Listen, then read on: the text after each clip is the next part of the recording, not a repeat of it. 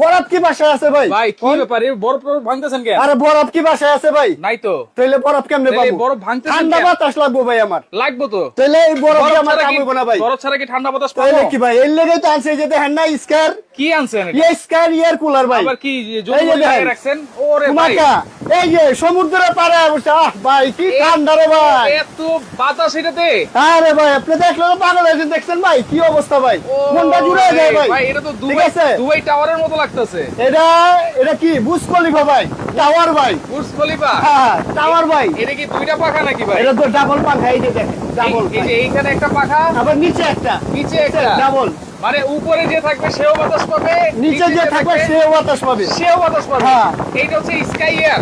Sky ইয়ার আচ্ছা দেখেন এইটা হচ্ছে ভাই আপনার চেয়েও লম্বা তো এই হেয়ার ভাই আমার চেয়ে লম্বা দেখছেন এটা 6 ফিট আমি হলো 5 ফিট 3 ইঞ্চি ভাই। এত আমি বড়? 6 ফিট এটা ভাই।